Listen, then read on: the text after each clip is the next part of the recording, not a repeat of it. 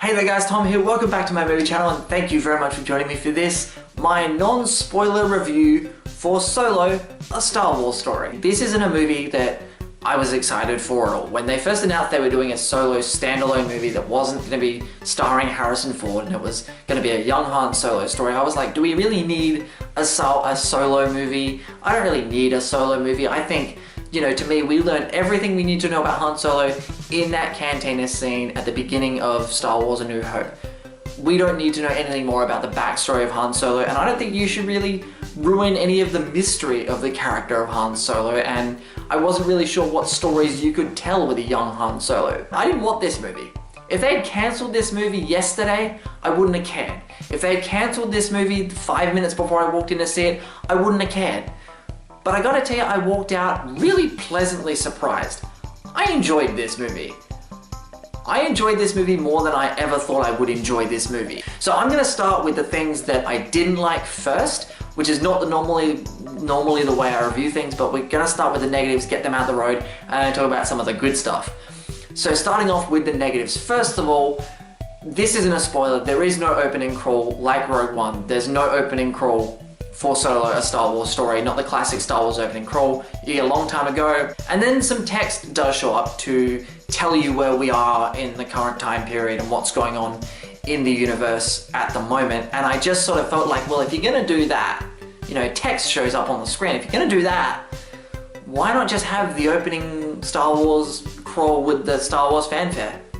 I've never understood their logic as to why they don't have opening crawls for the spin-off movies. Rogue One definitely needed the opening crawl more so than the Solo movie did, but I just feel like if you're gonna have text show up anyway, you might as well have just done the opening crawl with the Star Wars music. I mean, it's so synonymous with Star Wars. I just don't understand why they don't put the opening crawl in there, but whatever. The other negative I have is something I can't go into in great detail, but I'll get around it as best I can. There was a list that I had going into this movie of things that I really hoped they didn't do.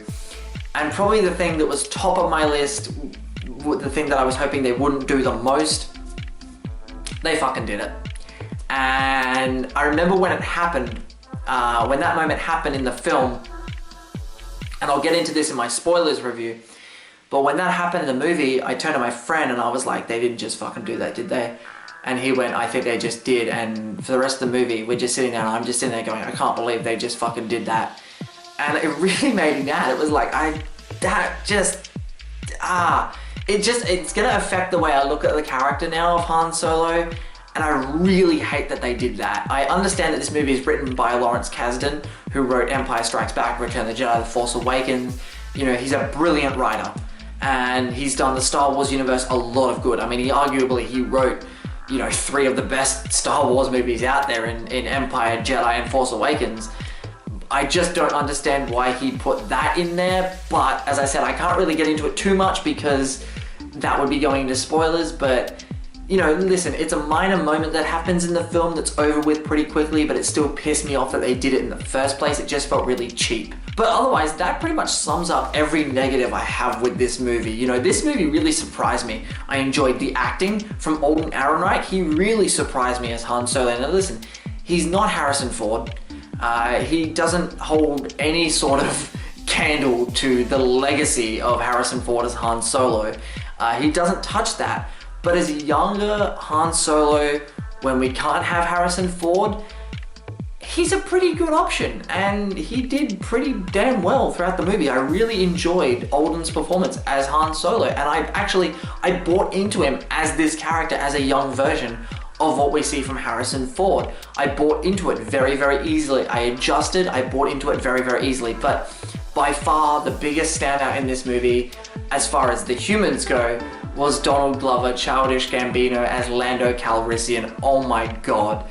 He just embodies. He doesn't just embody Lando, he embodies Billy D. Williams. And whether he was trying to do a Billy D. impression, or whether he was just playing himself, playing Lando, I don't know.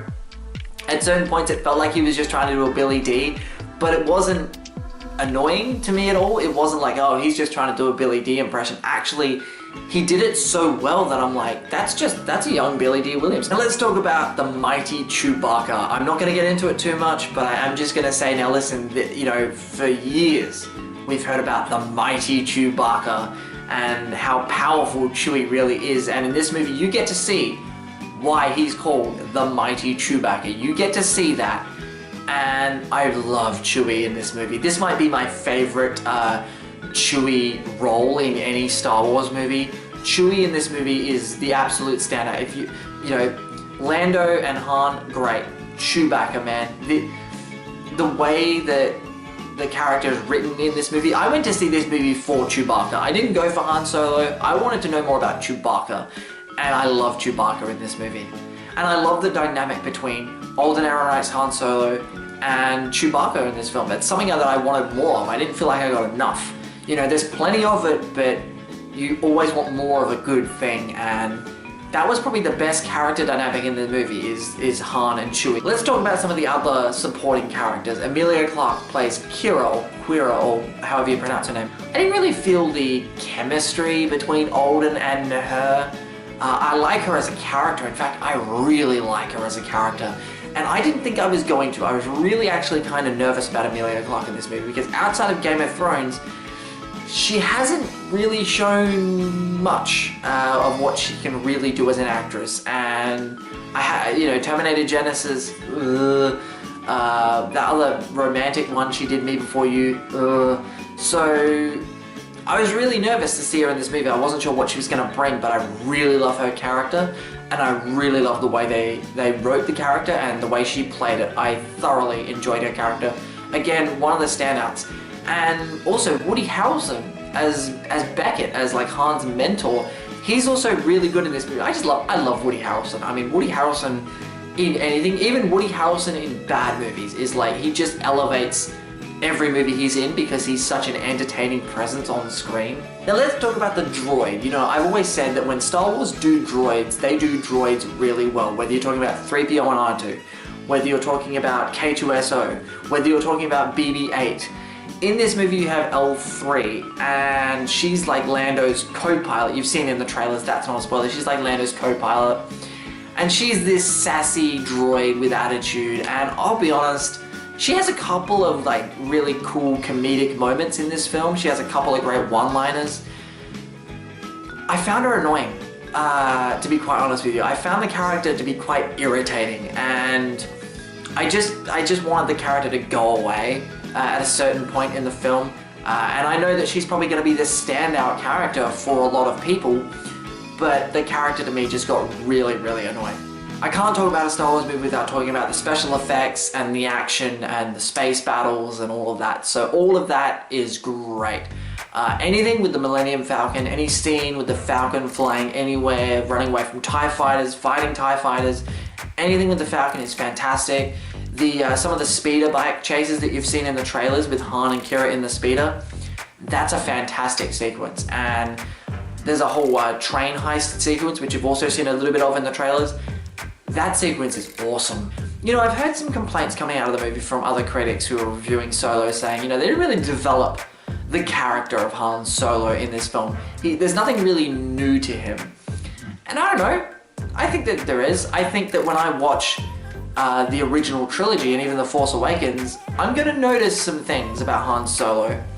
And I'm going to look at the character a little bit differently, and that's in a positive way, in a good way.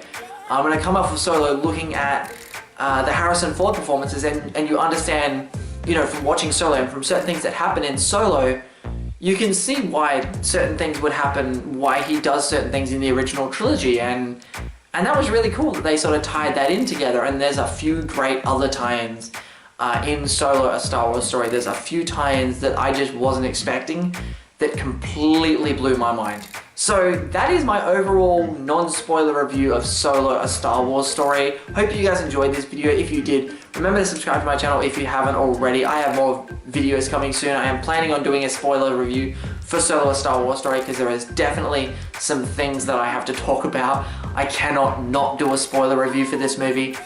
But before I go, I just wanted to give you guys my quick ranking of the Disney Star Wars films thus far, because I came out of this movie and my friend asked me, hey, where does this rank in the Disney Star Wars movies? Because we've had 4 so far.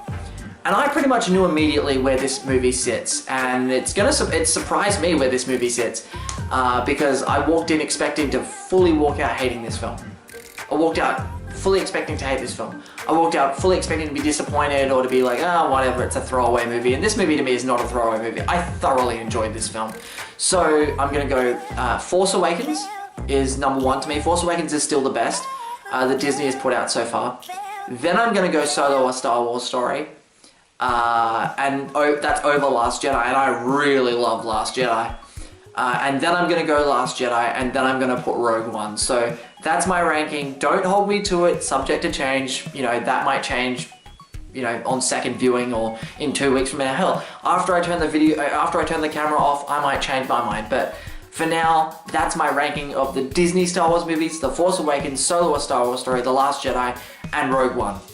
So once again, thank you very much for watching this video. Hope you enjoyed it. If you did, remember to subscribe to my channel if you haven't already. Have you seen Solo: A Star Wars Story? If you have, let me know what you thought in the comment section below. Don't drop any spoilers. This isn't a spoiler video. Don't drop any spoilers yet.